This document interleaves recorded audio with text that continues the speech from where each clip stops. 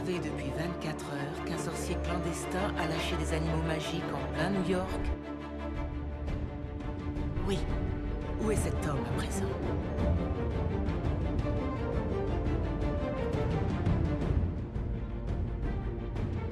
Pour quelle raison Albus Dumbledore vous affectionne-t-il tant?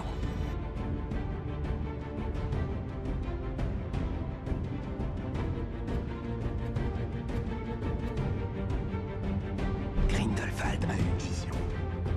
Il s'est vu régner en maître sur le monde des sorciers.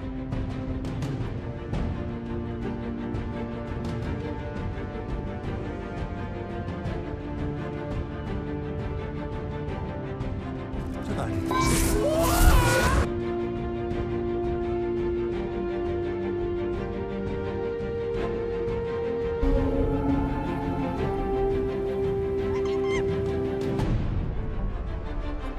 Avec ou sans toi, je vais anéantir leur monde.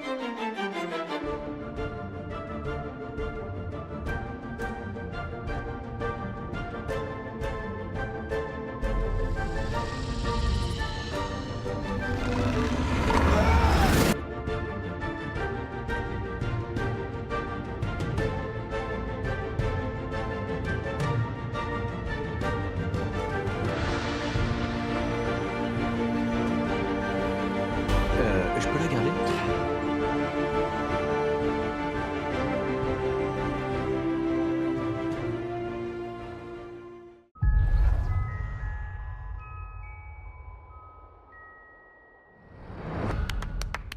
Je veux devenir un sorcier. Bonjour, bonsoir à tous et bienvenue dans cette toute nouvelle vidéo. Aujourd'hui j'avais très envie de revenir sur la saga des Animaux Fantastiques et sur son futur. Je devais sortir cette vidéo il y a un moment et j'allais me changer 2 fois d'intro. Mais il y a eu tellement de changements dans le développement des Animaux Fantastiques 4. Déjà pour commencer, on va avoir 5 films au total.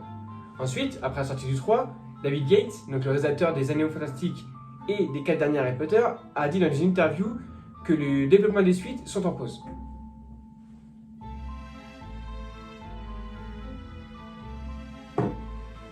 Juste après, il a dit que c'est J.K. Rowling qui avait annoncé qu'il y aurait 5 films et qu'il n'était pas au courant. Donc à ce moment-là, la saga était juste en pause. David Heyman, David Yates et J.K. Rowling ne s'étaient pas encore concertés. Donc rien n'était alors annulé. Plus tard, la Warner décide de développer une série sur la saga Harry Potter. Et peu de temps après, les acteurs de la saga des Animaux Fantastiques ont déclaré que la saga est abandonnée. Bah, semble abandonnée, du moins.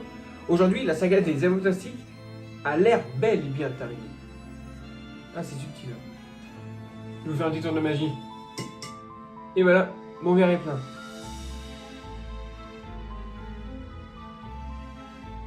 Oh putain, il n'y a que de la mousse. Bon, c'est pas grave, je vais attendre. Passons à la suite. Cette saga a subi quelques problématiques. Pour revenir rapidement, on a le changement d'acteur pour Grindelwald, qui passe de Johnny Depp à Matt Mikkelsen à cause du procès de Depp et Amber Heard.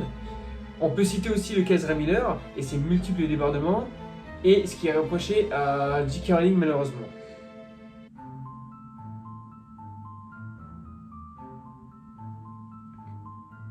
Le troisième film est sorti peu de temps après la pandémie du Covid-19, ce qui a entraîné la fermeture des salles de cinéma, et à leur ouverture, ils ont du mal à retrouver leur public. Et en plus, avec l'augmentation des tickets de cinéma, et ben ça n'aide pas forcément. Avec le Covid-19, nous avons eu la montée en force des plateformes de streaming, et les gens maintenant préfèrent regarder un film chez eux tranquillement sur un canapé, plutôt que se déplacer dans les salles obscures. Après, je peux comprendre maintenant, avec toutes les incivilités. Mais l'expérience cinéma reste unique et incroyable. J'avais envie de me mettre à l'aise un peu.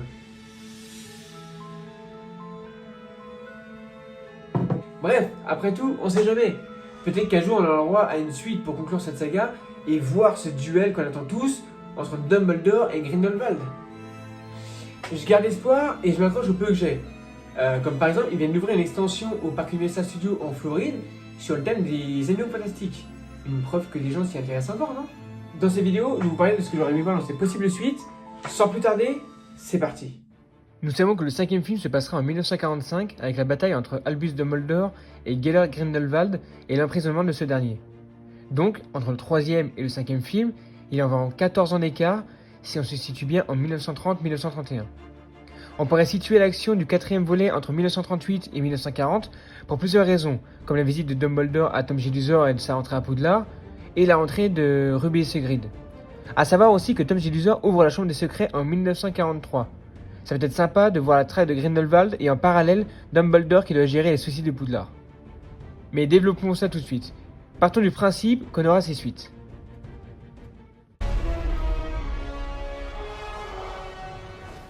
Une absente des Animaux Fantastiques 3 que j'aimerais revoir dans cette suite, c'est bien sûr Nagini. J'étais agréablement surpris dans les crimes de Grindelwald de voir Nagini sous sa forme humaine et de pourquoi elle se transforme en serpent. Quand je suis allé voir les secrets de Dumbledore, j'étais un peu déçu de ne pas la voir. Mais surtout qu'il n'y ait pas d'explication de pourquoi elle n'est pas présente. À la rigueur, qu'elle ne soit pas là, bon, pourquoi pas. L'actrice de Nagini, Claudia Kim, d'après beaucoup de rumeurs, n'était pas là car elle serait restée en Corée. Mais bon, le manque d'explication, c'était dommage quand même. J'aime à croire qu'elle serait restée à Poudlard, et dans le 4e volet, j'espère la revoir et pourquoi pas la voir sympathiser avec Tom Jedusor, et qu'il se retrouve des années plus tard en Albanie.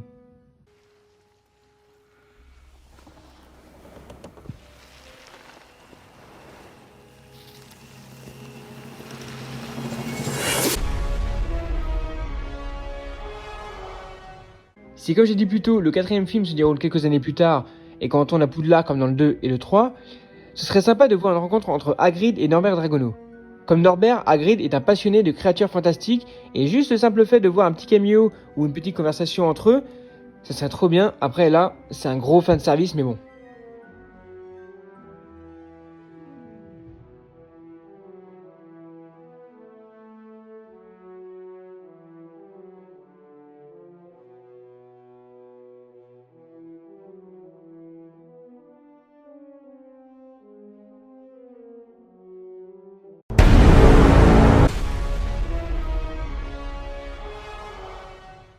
Je vais passer par quelque chose de moins fantasque que les deux premiers points.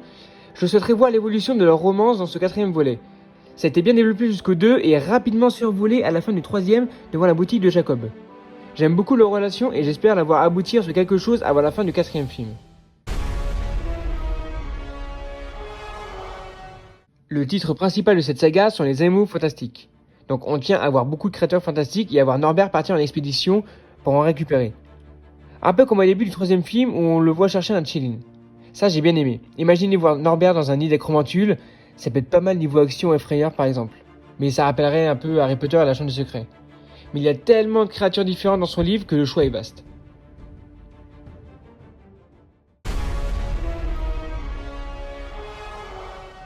Dans le 3e film, on peut voir que Croyance est mal en point, qu'il est sur le point de mourir. S'il veut le tuer, j'espère que ce sera pas un hors-champ, genre le film commence et voilà, en fait, entre le 3 et le début du 4, il est mort. À la fin des secrets de Dumbledore, on peut dire que son arc narratif est fini. Il a rejoint son père, est fini auprès de lui, donc pourquoi pas. Mais j'aimerais qu'on lui fasse une belle fin, car son personnage a été un peu bâclé, je trouve, dans ce volet. Soit on le revoit à Préola et il meurt, soit il meurt en utilisant ses dernières forces dans un combat contre les forces de Grindelwald, mais qu'on le voit une dernière fois la tête haute.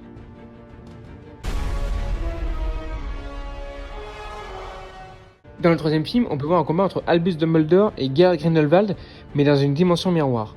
Après, ce n'est que mon avis, mais j'aimerais bien revoir un combat encore plus violent avec des dégâts autour d'eux. Un peu comme dans Harry Potter et l'Ordre du Phénix, lorsque Dumbledore affronte Voldemort et qu'ils utilisent des éléments autour d'eux. Après, je me doute bien que l'ultime affrontement entre ces deux personnages bien violents sera dans le 5e film.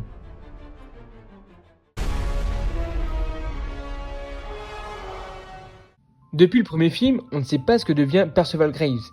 Grindelwald a pris son apparence, mais est-il emprisonné ou mort? On ne sait pas vraiment, même si je me doute bien que Graves soit mort.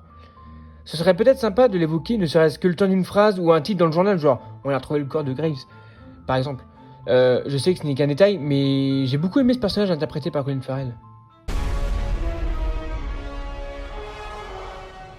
Une chose vraiment bien avec ces films, c'est qu'ils nous font voyager et ils nous font découvrir de nouvelles cultures et nous font agrandir le lore de ce monde magique. J'aimerais bien voir, après ce n'est que mon avis, mais découvrir soit les pays scandinaves ou l'Égypte, du fait de leur paysage. L'un est sableux avec quelques oasis, et l'autre un pays enneigé avec divers fjords. Visuellement, c'est magnifique. Ensuite, il y a l'aspect mythologique qui rentre en compte. En Égypte, par exemple, il y a les sphinx qu'on n'en a jamais vus, mais évoqués dans le 4e tome de Harry Potter. Dans les pays scandinaves, on pourrait peut-être voir Durmstrang, un lieu qu'on connaît grâce à Harry Potter à la Coupe de Feu, mais c'était aussi l'école de Grindelwald. Après, qu'est-ce qu'il ferait là-bas? Ça, je vous avoue, j'en sais rien.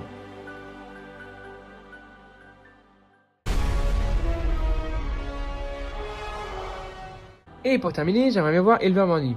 On pourrait la voir grâce à Eulalie X, un peu comme Albus Dumbledore à Poudlard, ou la voir grâce à Tina et Queenie Goldstein qui emmènent Norbert là-bas par exemple.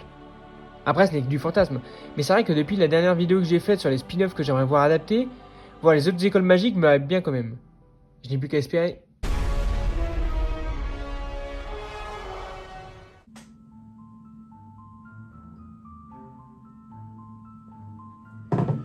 Ça fait mieux pas où ça passe. Ce que j'ai évoqué n'était que du fantasme. Après, j'aimerais bien savoir quelles étaient vos attentes pour cette suite. Pour conclure cette vidéo, en vrai, peu importe ce qu'ils font, je serai au rendez-vous pour ce film. S'il sort un jour. Sur ce, n'hésitez pas à vous abonner et à aimer si vous le voulez, forcément.